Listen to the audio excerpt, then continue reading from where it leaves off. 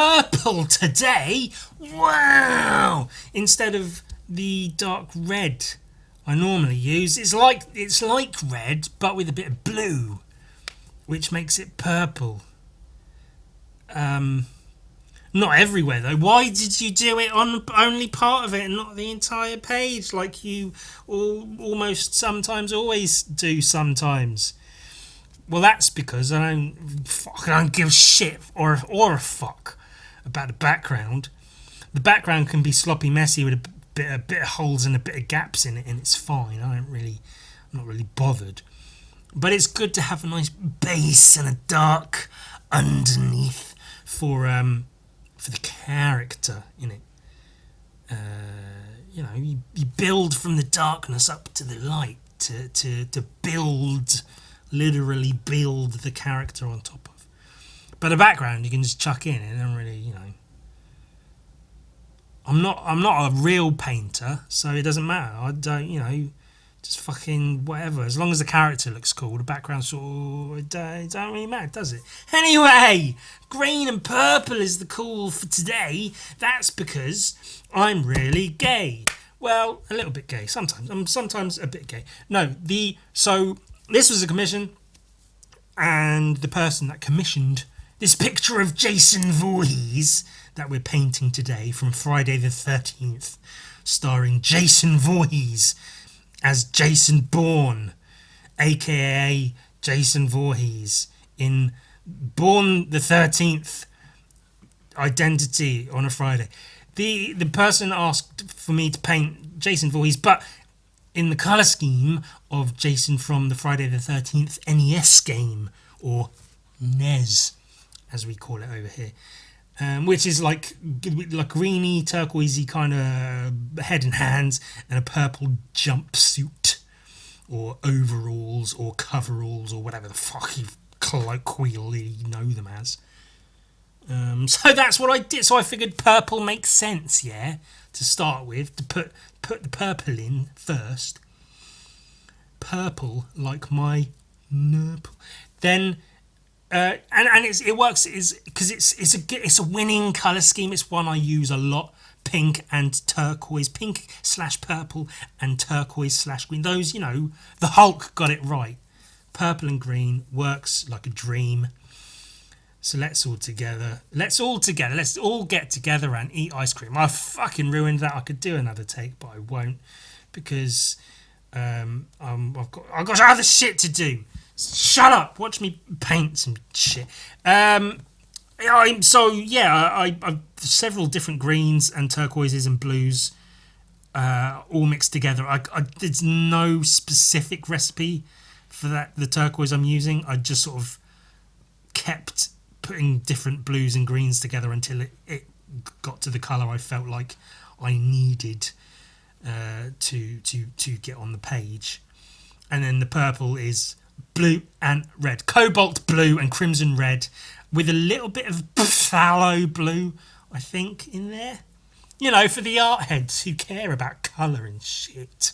For the fucking nerds that don't have any friends because they spend all day and all night drawing and painting in their sketchbooks, just trying to get good at something so they can impress people, so someone will like them someday. It'll never happen. No one will like you, don't worry. And he's got his tit hanging out. That's cool, isn't it? A nice Voorhees tit.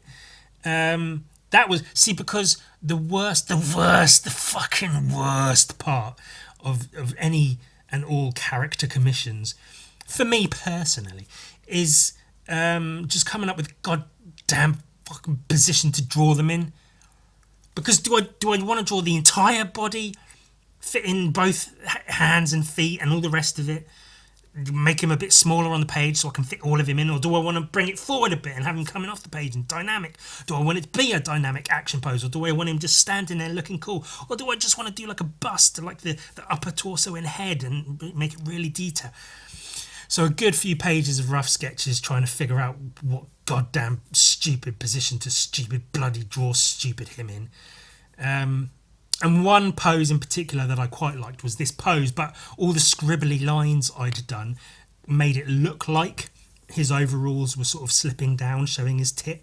And I thought, hey, I kind of like that. So I just added that into the actual piece and had his tit come. And, I think that's quite cool. A little bit of sexiness in my murderous, horrible horror villains. Throw a bit of tit in there, why not? And yeah, I took this chance to make him a bit more, muscly and rugged, veins and muscles and shit, tendons and just because it looks cool. And then the tree I was tempted to maybe put 2 trees. I didn't know what to do with the background. Maybe put like a tree either side with a moon in the middle and some glow behind him. But that tree, quite weirdly actually, was completely unplanned. When you saw me do it right then, that was the first time I'd drawn it. And it seems to work. I think it works as quite a sort of okay compositional piece. Gives a nice sort of, splits the page up, a nice dark shape, brings the boldness of the character forward a little bit. And then you throw in a glow behind, like the light green for the glow behind it. Some texture in the fabric, some fraying material, and then a pink glow underneath. And that's something as well, is I tried in general to use longer strokes of paint following the contours of the fabric and the folds and creases in the fabric, and then shorter, more blotchy bits of paint to follow like the quote unquote pores of the skin. Not quite. If it was a bigger piece and there was more detail, I would put more blotchy detail into the skin and more long strokey sort of texture into the fabric, just to differentiate the two. And then at the end, when I put on the white highlights, that will really make the skin shine, but I won't put them on the material of his clothes, so there is a difference in sort of how shiny each of those materials are, just to give some sort of contrast to the textures and shit. A pink glow under his forearm, just to, if you ever do that double lighting, that can really add a lot to a form. So I throw a little bit in there, every now and again. I used to do it in every single painting, but I mellowed on that a little bit.